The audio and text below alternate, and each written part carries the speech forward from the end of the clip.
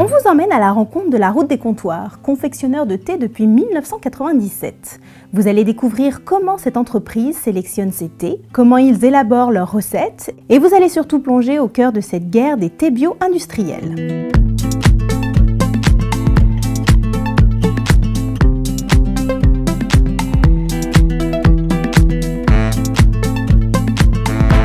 Nous sommes à Nantes où nous rencontrons François Campbell, fondateur de la Route des Comptoirs.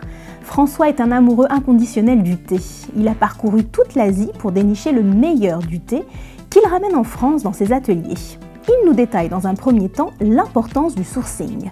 Moi, quand je me balade dans les pays producteurs, c'est d'aller voir quel est un peu leur état d'esprit, leur méthode. Et puis après, s'il y a toutes les garanties, on goûte. Qu'est-ce que vous avez à me proposer? Quel type de thé? Et jamais rester 2-3 jours. On discute, on boit un petit coup le soir, et puis le lendemain, le gars me dit « Ah tiens, en fait, j'avais oublié de te dire, j'ai un autre thé, ça peut peut-être pas tellement t'intéresser, parce que tu m'en as pas parlé, mais ça a des grandes feuilles, c'est ceci, c'est cela. » Et c'est là où on découvre aussi un petit peu des pépites en grattant un petit peu le vernis. Voilà. Je peux passer des après-midi entières, des journées entières à goûter du thé. Et quitte à importer du thé, autant qu'il soit bon. Le sourcing, c'est-à-dire choisir le thé coopérative par coopérative, est donc le premier travail de François. Il nous explique ensuite les deux autres étapes du travail de la Route des Comptoirs. Notre deuxième boulot, c'est de faire des recettes, des compositions, des assemblages. Donc on cherche à faire quand même des saveurs qui sont plus fines, plus qualitatives, plus savoureuses. Des recettes qui donnent envie d'y goûter, quoi. Il peut y avoir 10, 15, 20, 50 versions, des dosages à un pourcentage près. Le bocal, il fait 100%. Après, on met quoi? Sur le 100, on peut mettre 100 ingrédients, comme 6 ou 7. Et puis après, le curseur joue à 2-3% près. Et puis, je ne suis pas tout seul aussi. Maintenant, depuis quelques années, je suis accompagné d'une personne qui s'appelle Clément, qui lui vient de l'industrie du vin. Donc, c'est lui qui sélectionne aussi des matières premières qu'on n'importe pas. Il sait bien les choisir. Et après, on fait des assemblages ensemble. Comme il vient de l'industrie du vin, il y a un peu les mêmes réflexes. Lorsqu'on boit, on n'avale pas. Une petite gorgée qui vient en haut du palais. Normalement, vous avez compris la saveur qui s'amplifie dans le palais. Et là, on voit la densité de la saveur. Et notre troisième métier, c'est de faire le conditionnement. Là encore, contrairement à d'autres, c'est là où on peut parler un peu de thé français, 100% français, c'est qu'on le fait dans nos ateliers. Et là, on conditionne aussi bien en sachet 100 grammes comme ça, en boîte d'infusette, en sac kilo. Tout est fait dans notre atelier. On ne fait pas du négoce. Il y en a, ça arrive par container entier, toutes les boîtes sont déjà conditionnées, mises en carton de 6, etc., prêts à partir dans les magasins. Au-delà de sa volonté d'obtenir les meilleures recettes, François met un point d'honneur à ce que son thé soit bio. A noter que sur la totalité des surfaces cultivées pour le thé, seulement 1% est bio. François nous témoigne alors la difficulté de la certification. Il y a un bio à 2 vitesses aujourd'hui, quand même. C'est qu'on peut faire du bio bas de gamme, et puis on peut faire du bio un petit peu, pas militant, mais on s'investit au niveau local. Je veux dire qu'on fait vivre quand même, juste dans notre entourage proche, 50, 60 personnes. C'est un engagement. Le schéma de notre société aujourd'hui, ça n'a rien à voir par rapport à une autre qui va faire de l'importation dans un pays qui est à 10 000 km de là-bas et qui se dit moi je ne sais pas comment c'est fabriqué là-bas. Et au moins nous on maîtrise le sourcing, on sait tous nos ingrédients, on sait d'où ça vient.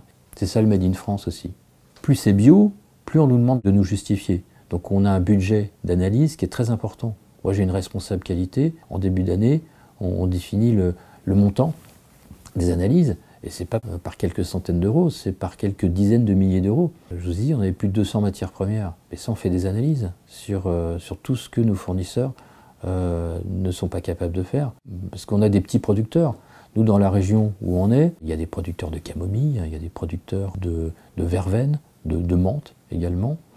Et ces producteurs n'ont pas forcément les moyens de faire des analyses. Ils font en bio, mais nous, faut qu'on justifie. On fait beaucoup d'analyses. Et ça nous coûte très cher. Mais c'est une garantie pour le consommateur. En fait, en bio, on a toujours besoin de se justifier. En conventionnel, vous pouvez mettre n'importe quoi, ça passe, on ne vous demande rien. Depuis quelque temps, ces marques, justement conventionnelles, se mettent au bio et envahissent les rayons des supermarchés. Et attention, c'est pas parce que c'est marqué bio que c'est forcément bon. Ils ont vu que les consommateurs bio, le cercle s'agrandit, donc il y a une demande là-dessus, donc il faut répondre à la demande. Après, quelle est la meilleure marge pour le produit? Moi, je connais toutes les usines en Asie pour aller faire de l'entrée de gamme. Là, vous allez faire du négoce, vous allez avoir des produits pas chers. Et ces produits pas chers, il en existe beaucoup, le plus connu étant Earl Grey. François nous explique comment un terme générique peut cacher certaines réalités. C'est un thé qui est aromatisé avec de la bergamote. Mais la bergamote, comment vous allez l'aromatiser? Vous avez plusieurs possibilités. Vous pouvez mettre des huiles essentielles bio, vous pouvez mettre des huiles essentielles non bio, vous pouvez mettre des arômes naturels, bio ou non bio. Puis après, vous pouvez passer en chimie. Puis après, les industriels mettent des granulés. Donc là, ça fait déjà 5 ou 6 cas de figure, mais tout ça dans un rayon, avec un beau packaging, ça s'appelle Earl Grey. Lorsque le consommateur a l'opportunité de goûter entre ces différents Earl Grey, il faut vraiment savoir ce qu'il y a dedans. On peut lire quand même, quand on a des yeux et des lunettes, on peut lire la composition. Si on s'en fout de boire n'importe quoi et de l'eau chaude colorée, allez acheter du premier prix. C'est là où on arrive aussi à un problème, c'est d'aider le consommateur à boire du thé. Et il est important de boire du bon thé tant cette boisson est bénéfique pour notre santé. En effet, le thé blanc, riche en fluor, garde vos dents en bonne santé et grâce à ses antioxydants et sa forte concentration en vitamines, il combat bactéries et virus. Le thé noir, lui, contribue non seulement à réduire le niveau d'hormones de stress, mais également de lutter contre l'ostéoporose. Quant au thé vert, ses vertus sont riches. Il préserve le tissu des yeux, il aide à réduire les risques de maladies inflammatoires, et grâce à sa concentration de polyphénol, il protège la peau de la pollution et renforce l'élastine et le collagène, réduisant ainsi les signes de vieillissement. D'ordre général, tout thé confondu vous permet de drainer votre corps pour éliminer les toxines de votre organisme. Face à tous ces bienfaits, le thé est ainsi la première boisson la plus bue au monde après l'eau. C'est en effet plus d'1 milliard de tasses bues chaque jour et 3 millions de tonnes de thé produits chaque année. La production est principalement concentrée en Chine, le berceau du thé. Plus de 1800 variétés y sont récoltées. On cultive aussi du thé dans les anciennes colonies anglaises, Inde, Sri Lanka et Afrique. Et pour ce qui est du reste du monde, Japon, Vietnam, Laos, Turquie et Géorgie. A noter que les plus gros buveurs de thé sont les Turcs avec 7,5 kg par habitant par an, alors que nous Français, nous sommes à 350 g par habitant par an. Restons en France justement, car François a accepté de nous faire quelques révélations surprenantes sur la législation française. Alors c'est vrai que l'administration française nous interdit beaucoup d'allégations. Donc on a essentiellement le droit de dire que c'est un bon goût. Nous on a une plante qui s'appelle le nîmes, le nom latin c'est Arabica indica, qui est une plante de base de la médecine ayurvédique. Gandhi mâchait, comme tous les Indiens, des feuilles de nîmes un petit peu toute la journée. Lorsque vous voulez vous purifier, vous prenez un bain de nîmes. Ça s'appelle aussi la pharmacie du village, donc ça a plein de vertus. Nous, on l'a commercialisé en tant que plante pendant des années. Puis un jour, il y a un gars de la DGCCRF qui a dit « vous n'avez plus le droit de la vendre ». Pourquoi?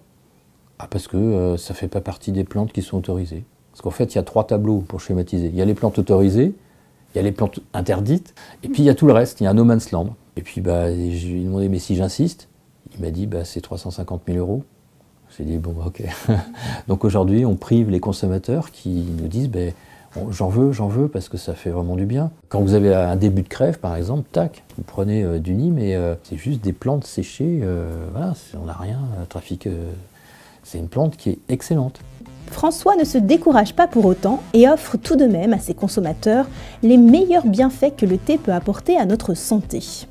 Ainsi, il a non seulement développé une gamme bien-être, mais aussi une gamme ayurvédique en reproduisant scrupuleusement les recettes créées à la base par des grands maîtres de l'Ayurveda. Retrouvez une large gamme des produits de la route des comptoirs sur bio-télé.com et soutenez les valeurs des acteurs du changement. On est un petit peu des pèlerins, des ambassadeurs du thé. Ma journée est remplie quand j'ai réussi à travestir un buveur de café en buveur de thé.